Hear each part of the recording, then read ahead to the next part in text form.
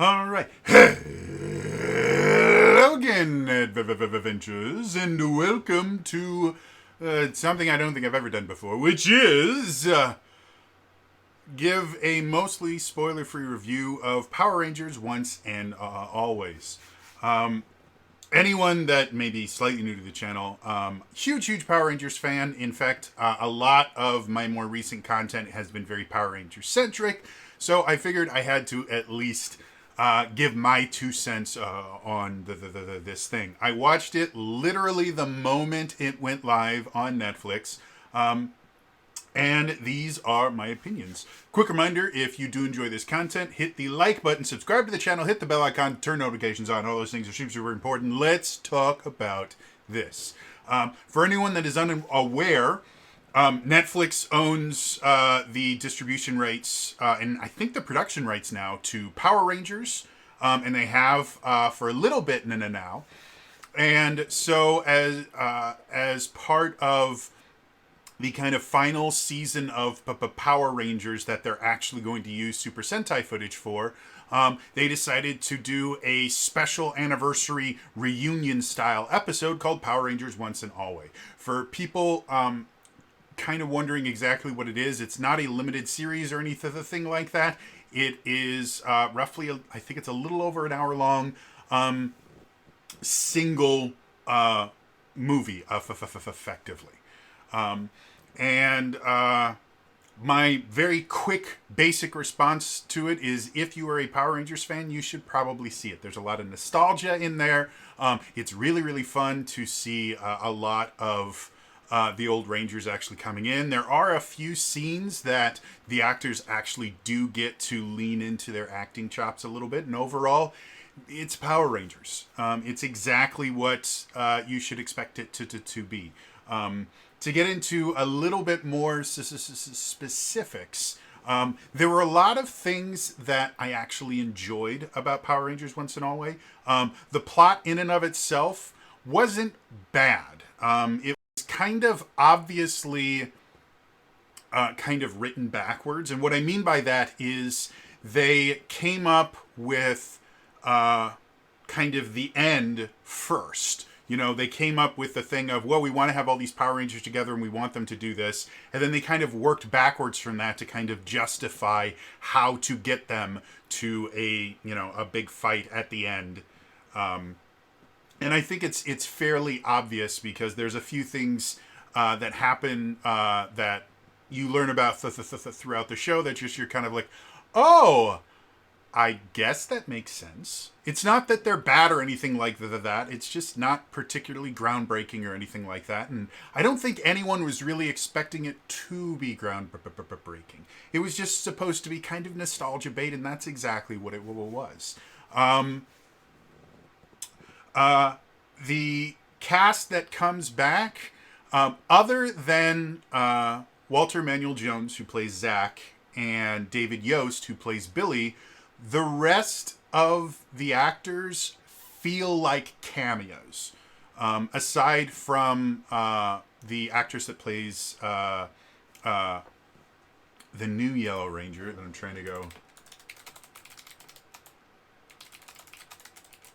trying to remember the character's name.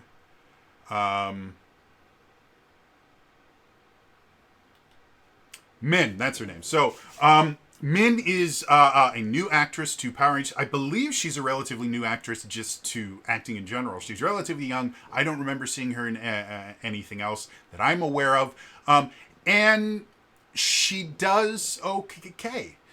She's not bad in it in any way, shape, or form. She matches the performances of the other Ranger actors. And that really is what you want to do in a situation, especially when you're in a situation where you are joining a cast that has already worked together for a significant amount of time. I myself have done that a couple different times for stage shows. And you have to understand that at that point, you are not... Your job is not to create your character. Your job is to create a character that fits in with what the other actors are already doing. And I think the actress that plays Min does it really well. So overall, I enjoyed it. I think it was fun. There were quite a few moments that I smiled. There's at least one or two moments where I got a little teary eyed. There's some good stuff in it. However, I do not think it was perfect, and I think there were a lot of things that they could have done a lot better. I think probably the biggest problem with the with Once and Always is it really shouldn't have been a single movie. It should have been a miniseries, even separating it into 2 or 3 pieces, and giving it a little bit more runtime, to where, like I said, this one I think was just a little bit over an hour. And if you'd split it even into just like 3 different parts that were like 45 minutes each, so a little bit longer runtime,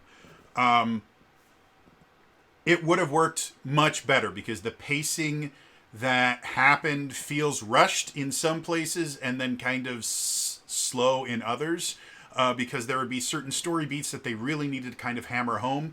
And so everything would just kind of stop for a little bit for them to get through really emotional moments or things like that. And then everything would speed up again, and it felt like just everything was happening all at once, and you really didn't get to understand what was going on until you were done with it. So I think it was never going to be this. And I don't think Netflix would have ever greenlit it if they wanted it to be a short, limited series, as opposed to just a single one-off. But I think just the story that they told in this, not adding anything extra, but just the story that they told in this special, I think just would have worked better as a limited series. And it also would have given the actors a little bit more opportunity to kind of dig into their characters. Like I said before, other than Zach and Billy, every other character in the show aside from Min, and even Min doesn't have a ton of screen time, feels like just kind of guest cameos. Rocky and Kat are technically part of the 5 Rangers that are doing most of the stuff in the show. And you barely, if ever, see them. Like they have maybe a few dozen lines each. And the lines themselves are relatively short. The real meat of the show is conversations between Zach and Billy and Min. And that's kind of the driving force behind it. Because of that, Steve Cardenas, who plays Rocky, and Catherine Sutherland, who plays Kat, just really feel almost like extras that accidentally got lines. None of their lines feel particularly well delivered. Even if you look at other times that they have shown up in cameo roles, like in Super Ninja Steel, there was an anniversary episode where Jason David Frank came back, and they also brought back Steve Cardenas and Catherine Sutherland. And their lines in that just felt better. They felt better acted. They felt more in character. A lot of these lines felt like they hadn't rehearsed them enough, or they were not given very clear direction, or maybe just they hadn't been given enough takes to really get into the role. These almost felt like, one shot takes. And it's like, whatever you can do in this shot, we're not going to give you a second take. So whatever you could do in the first take is what we're going to get. It's what it felt like for me as an actor watching it. In addition to that, there's some heavy stuff that I'm not going to go into, but anyone that has watched any of the previews or knows the rough plot that they list on the Netflix page when you go to watch it, there'll be that little kind of 2-sentence blurb there. They know that they have to deal with losing one of the members of the original Mighty Morphin Power Rangers, which is actually necessary because Toy Trang, who played Trini in the original Mighty Morphin Power Rangers, died in a car accident back in the early 2000s. So she passed away I think at this point it's been 20 years since she passed, and they never, in any of the Power Rangers canon or anything, they never really acknowledge what happened to Trini. Kimberly, Kimberly comes back for Turbo. Jason, played by Austin St. John. Jason comes back for Zeo, comes back again for Turbo, comes back for the Wild Force anniversary episode Forever Red, and then comes back again in Beast Morphers.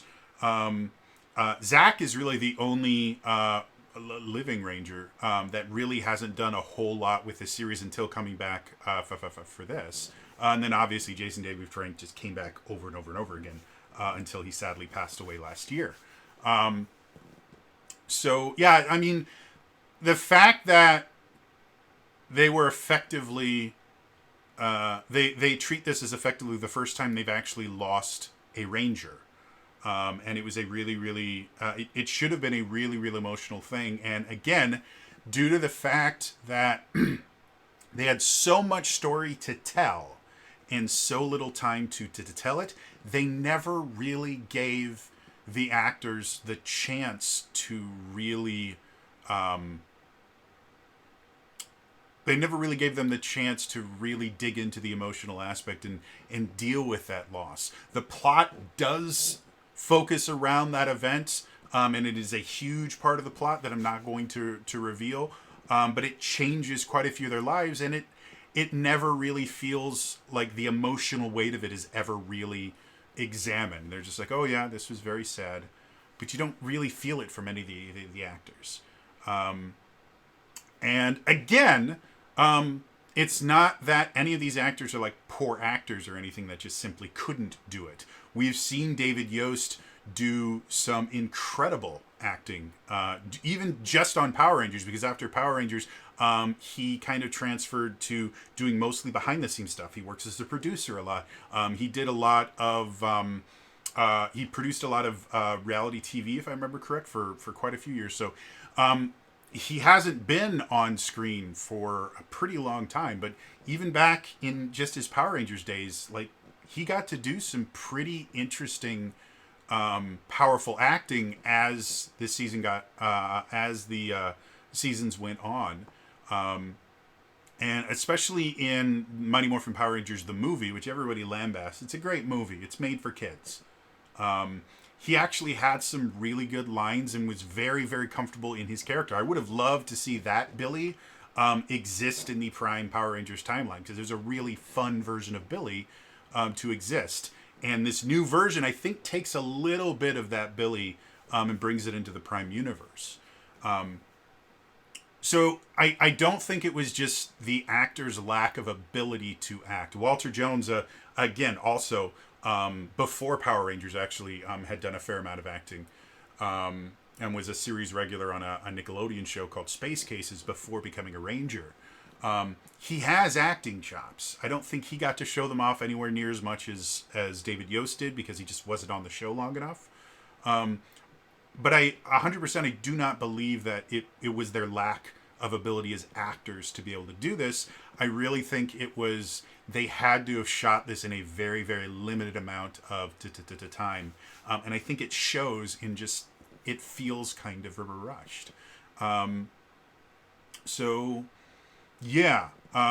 The other thing, and I'm always a stickler for this, especially since I grew up watching amazing action scenes. The action in this episode is really, really hit or miss, and most of it is miss. What I mean by that is I'm a martial artist, and I also have studied stage combat.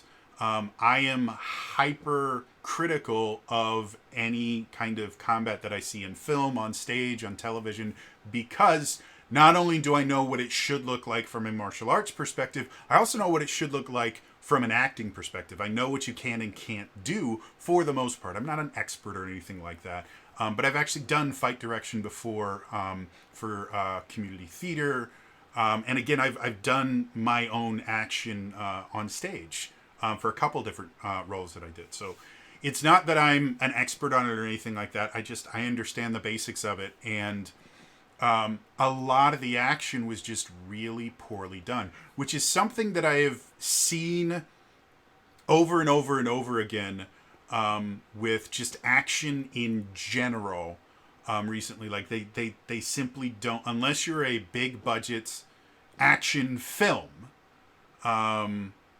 like John Wick or something like that. It seems like uh, they they just aren't investing in stunt directors and stunt coordinators and fight choreographers like they should be.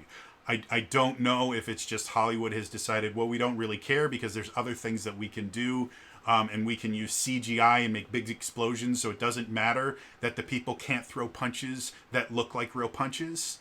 But Power Rangers, from its inception, the action was not super phenomenal, but it was remarkably good, especially with the situations that the actors were put into. A lot of times they choreographed the fight scenes on site. Like, it wasn't like they rehearsed their fight scenes for a week or something like that and then did it. No, they literally choreographed it on site. And eventually what started happening is the Rangers themselves started choreographing their own fights. They had fight choreographers all the time, but it became just faster and easier for someone like Walter Jones, because his particular thing was hip hop keto, was his special ranger power. Not really ranger power, it was just his character's thing.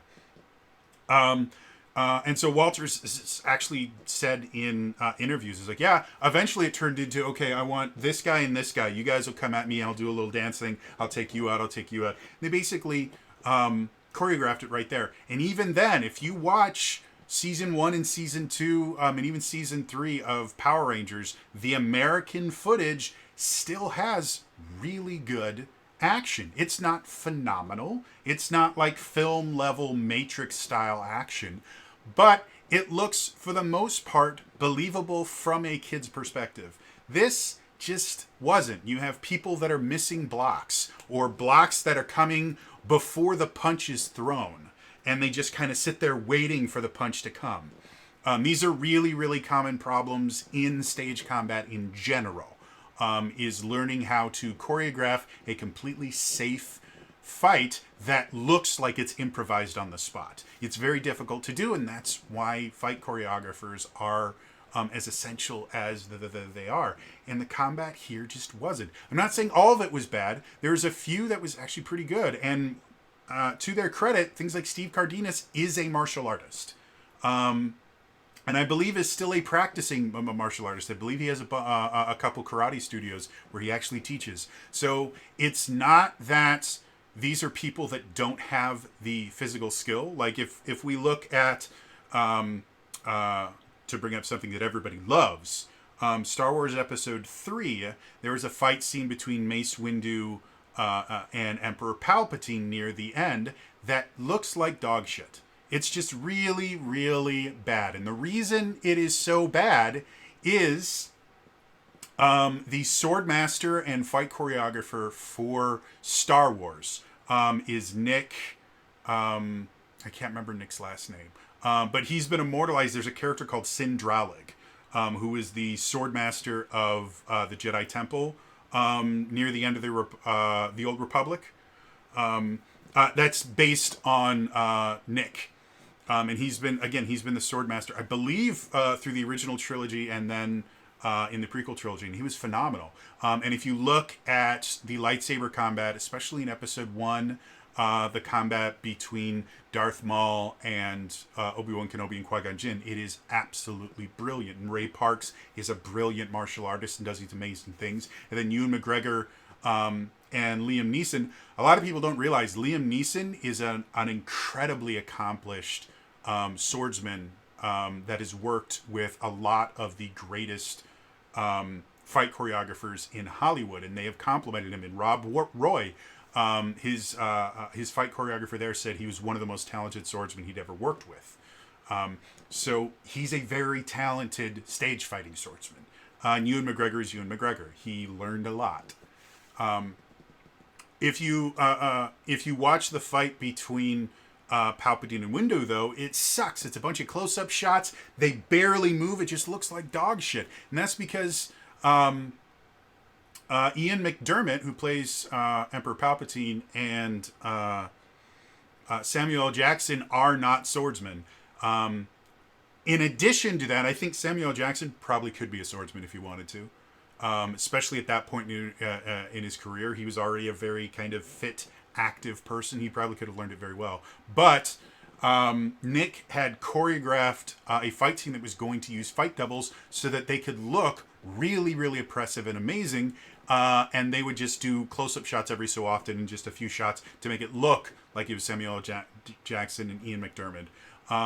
And the director said, no, that's not going to work with the close-up shots. And so they had to re-choreograph it right there with two people that are not swordsmen, that had not had a chance to rehearse the fight or anything. So they had to make it up on the spot, and it turned out really bad. So that can be a reason, because neither one of them had the ability to kind of do that on their own. That's not true about the Power Rangers.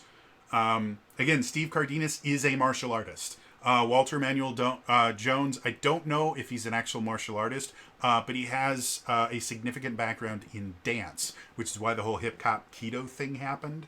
And he has the skill to make some cool stuff. And he actually does have some decent combat in there. But so often, even when they're using suit actors, which once the Power Rangers are in their suits, you can bring in real martial artists and real stunt actors to do amazing things, because you can't see who's in the suit. They just have to kind of resemble them physically. And the funny thing is, the Japanese suit actors for Super Sentai never looked anything like the American actors, ever. And so, like, no one ever went, well, wait a minute, why does Jason, when he has his helmet off, have like all this upper body strength and look kind of buff, and then when he puts his helmet on, he becomes super skinny?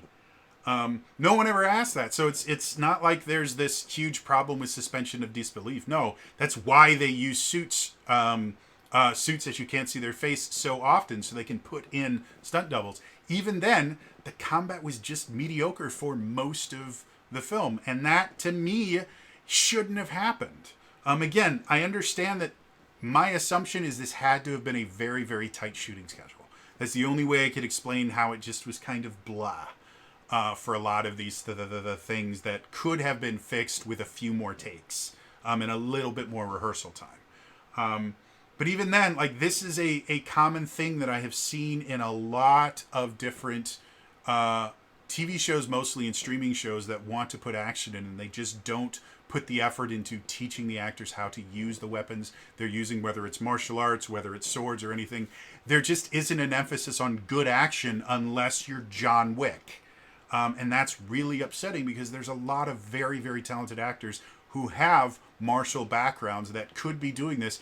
And you don't actually have to be a martial artist to look like you know what you're doing. You just need a good fight choreographer, and you have to be fit enough to be able to do most of what they want you to do, which is not incredibly difficult. To have good-looking combat. To have, like, Jackie Chan combat, you need to be Jackie Chan. I'm sorry. Or Jet Li, or any of those really, really amazing martial artists. Yeah, if you want something that looks like that, you need an actual martial artist, because so many of the things that they do is so intricate and so difficult to pull off. But to just have good fighting, you don't. You can take anyone off the street, and as long as they're willing to put the work in and gain the flexibility that they need to do it, it's not difficult. It does take a good fight director, though, to be able to teach them well, to be able to choreograph well, to be able to choreograph around any issues that they might actually have. So, yeah, was not pleased with that.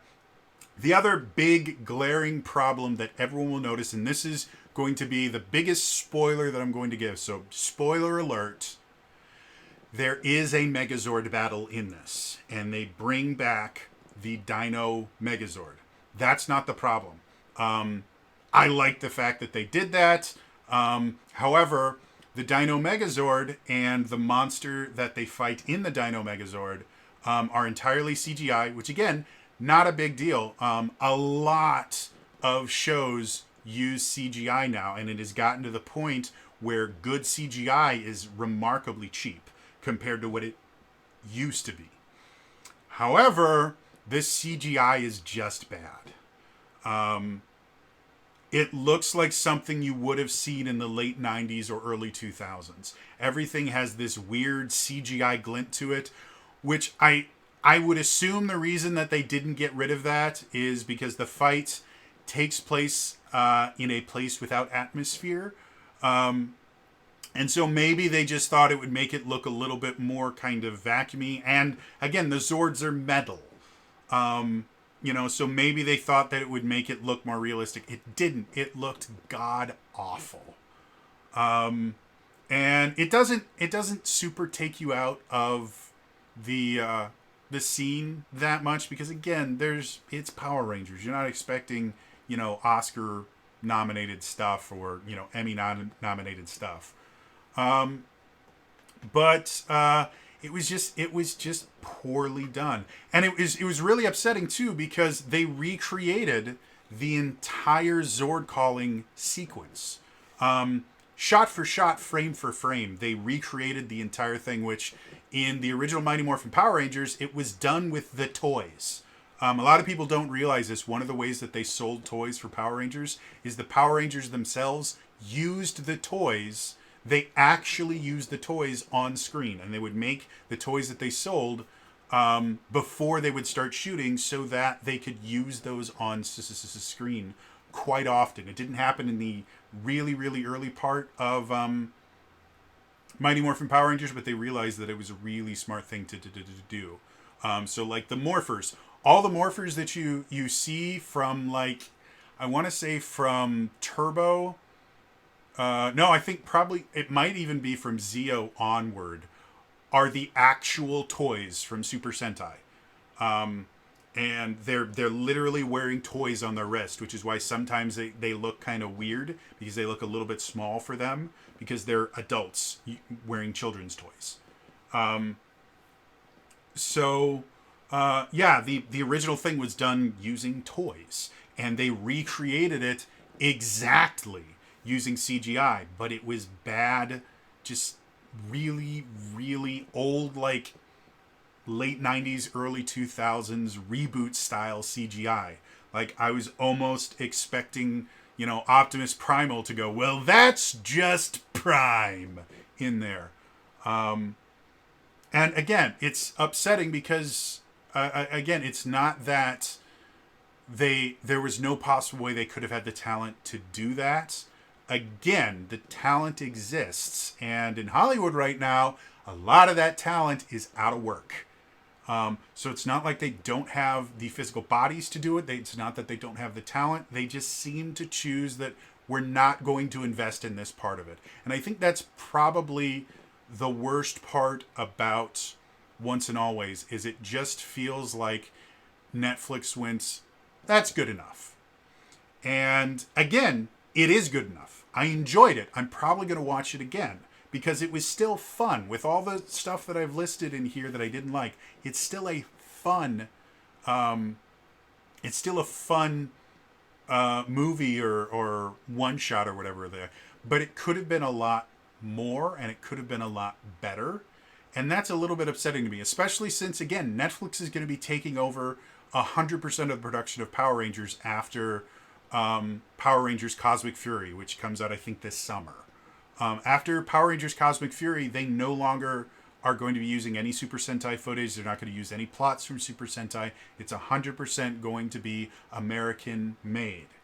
And if this is how they treated the reunion special, it makes me a little bit worried about what's happening after Cosmic Fury. Because again, this could have been something really, really cool. And it was still fun, but they cut a lot of corners and did a lot of things that just felt like, good enough. And that upsets me a little bit. But yeah, like I said, overall, it's fun. If you're a fan of the original Mighty Morphin Power Rangers, you're going to get a kick out of it. There's certain things in there that kind of surprised me. I'm relatively certain they took audio, or they had to have, They took audio from old Power Rangers for a few of the scenes because neither Amy Jo Johnson nor Jason David Frank returned for this in any way, shape, or form. However, there are some scenes where Kimberly, which is Amy Jo Johnson's character, and Tommy are fighting in their suits, and you can hear them make kias and other fight sounds like that. And you do hear them say pterodactyl and dragonzord when they morph off screen, and they use actual quotes.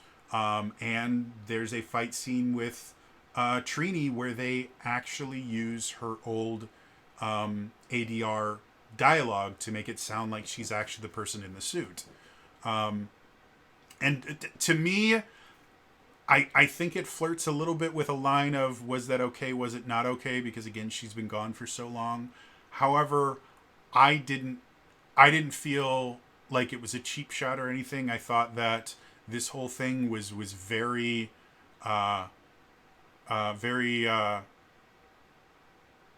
kind and was a very, very nice set off for Thuy Trang. At the end of the thing, Once and Always is dedicated to Thuy Trang and Jason David Frank, who, again, if you're not aware, unfortunately took his life last year. Yeah, it was a nice tribute to both of them. And like I said, the story itself is not upsetting. There's not massive plot holes or anything like that. It's a little bit contrived, but it's Power Rangers. The action scenes are very hit or miss, but they don't take you out of anything. The acting in and of itself tends to be a little bit flat, but again, it doesn't take you out of it. It's not so bad that you're sitting there going, why am I watching this? It just could have been more and wasn't. And that's the only real negative critique that I have, is that idea of there's a lot of aspects of it that just could have and should have been done better. None of them were horrendous enough that I felt, I can never watch this again.